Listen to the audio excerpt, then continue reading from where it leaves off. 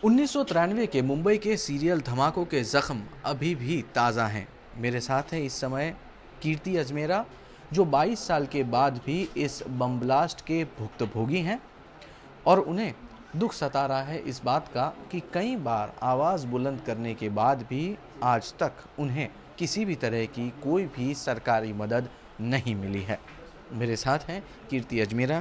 कीर्ति जी, आज 22 साल के बाद पलट कर वो दिन देखते हैं, आपको क्या क्या याद आता है? मुझे वही याद आता कि वो टाइम पे मैं एकदम जो गॉन केस था, यानी कि ऊपर ही चला गया था और वापस बच गया, और आज की डेट में मैं अभी ज़िंदा हूँ।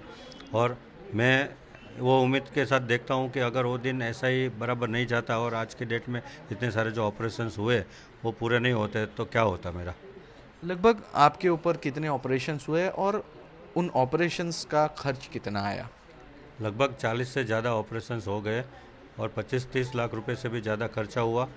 और जो फाइनेंशियल और फिज़िकल ब्लास्ट हुआ वो तो अलग, मगर हमारे जो बच्चे थे, फैमिली थे, उनकी जो लाइफस्टाइल थी वो प्रॉपर वे में नहीं हुई, क्योंकि मेरे बच्चे 6 और 7 साल के थे, एक लड़का और लड़की।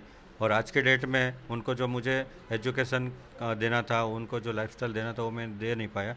उसका मुझे बहुत ही रंज है। और इससे भी ज़्यादा रंज ऐसा है कि गवर्नमेंट जो कुछ भी ऐसा होता है तो पब्लिक को मदद करनी चाहिए, वो मदद करने के लिए आए नहीं है। क्योंकि आज के डेट में देखा जाए तो भारत एक आतंकवाद से घिरा हुआ देश है और सबसे ज़्यादा अनसिक्योर्ड है, तो भी गवर्नमेंट आज तक इसके बारे में कुछ सीरियसली सोचती नहीं है।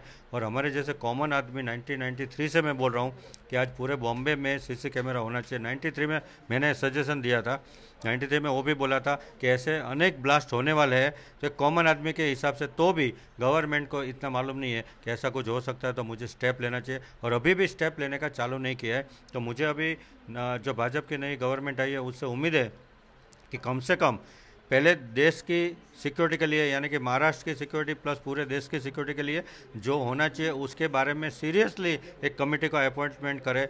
उसके लिए अगर ज़्यादा नहीं मालूम पड़ता है तो हमारे जैसे कॉमन आदमी को भी बुलावे, उसमें रखे और हम लोग सजेशन दे सकते हैं, और मैं उसके लिए काम करने के लिए भी रेडी हूँ। तो मुझे लगता है कि कुछ अच्छा होगा तो आगे का जो ब्लास्ट है वो शायद नहीं भी होवे। आज सिक्योरिटी नहीं होने की वजह से ही ब्लास्ट हो रहे हैं, या तो दूसरा जो भी कुछ है वो हो रहा है, तो वो तो एक करना ही है। और हमें ये हमारे जैसे बताइए कि विक्टिम है। यहाँ पर हम देख सकते हैं कि कई सारे इस समय अखबारों के कटिंग्स हैं। ये तमाम कटिंग्स उस समय के हैं जिस समय ये पूरी घटना हुई थी, 1993-94 के। हमें ये बताइए, तब से लेके आज तक आपको कितनी सरकारी मदद मिल पाई है? तब से लेके आज तक 1 रुपये की मदद नहीं मिल पाई है। और वो टाइम पे जो मुआवजा नक्की किया था वो भी नहीं मिल पाया है। और जो मुझे आज इतने लाखों रुपए का खर्चा हुआ उसके बारे में न तो किसी ने मुझे पूछा है या न तो मुझे बात की है। और आज मिलने के लिए गवर्नमेंट का कोई एक आदमी आया नहीं है। सबसे बड़ी बात वो है कि भाई ये आदमी जिंदा है कि नहीं है। और इतने सारे पेपर्स, इतने सारे चैनल्स में इंटरव्यूज आते हैं, तो ये लोग अगर ये पेपर्स कटिंग या तो टीवी चैनल के न्यूज़ नहीं देखते तो क्या देखते हैं, वो लोग करते क्या है गवर्नमेंट। हमें ये बताइए कि इस पूरे वाक़ये के बाद आपको मानसिक हानि बहुत हुई, आर्थिक हानि बहुत हुई। शारीरिक रूप से आपको कौन-सी पीड़ाओं से गुज़रना पड़ा? शारीरिक रूप से तो आप देख सकते हो कि इतना सारा जो मुझे लगा था, 40 से ज़्यादा ऑपरेशंस हुए।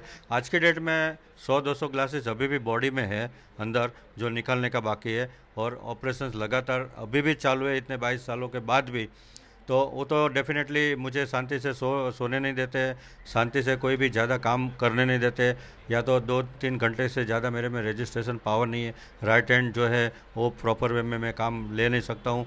और जो मुझे आगे बढ़ के काम मैं पहले करता था वो तो बात ही नहीं है, मगर अभी जो करना चाहिए वो भी मैं नहीं कर सकता हूँ।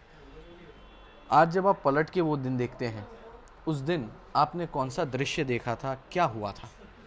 वो दिन जो ब्लास्ट हुआ, जो दिन, वो टाइम पे मैंने देखा था कि स्टॉक एक्सचेंज का जो रोड था उसके ऊपर कम से कम 500 से 700 लोग मरे हुए हालत में पड़े थे। कितने लोगों का हाथ कटा हुआ था, कितने लोगों का पाँव कटा हुआ था, धड़ कटा हुआ था, और पूरे ब्लड की नदी जैसा वातावरण था और कांच का बारिश था। क्योंकि 30 माले की बिल्डिंग जो स्टॉक मार्केट की थी वो पूरे बाहर की जो विंडोज़ वगैरह 12-12 एमएम के ग्लासेस थे, वो सारे ग्लासेस 100 किलोमीटर की झड़प से बाहर आए। और और जिसके ऊपर गिरा वो ग्लासेस जो है ना ऐसे ऐसे 12-12 mm के ग्लासेस थे। तो ये ग्लासेस जो जिसके ऊपर गिरे उसका 2 टुकड़ा कर दिया, हाथ के ऊपर गिरा तो हाथ गिरा दिया। ये सारी चीज़ें हुई थी वो टाइम पे और बहुत ही खतरनाक वारदात हुई थी। मैं तो उसका एकदम आंखों से देखा हुआ अहवाल मेरे पास है और किसी के पास शायद नहीं हो सकता, क्योंकि मैं एक ही आदमी ऐसा था कि जो उसमें से बच के बाहर निकला हिम्मत से। मेरा लेफ्ट हैंड में राइट हैंड को पकड़ा, क्योंकि पूरा राइट हैंड निकल गया था, ये पूरा फेस कट गया था, कान नीचे आ गया था, रिब्स टूट गया था, सारी चीज़ें डैमेज थी और मैं हॉस्पिटल पहुंचा था।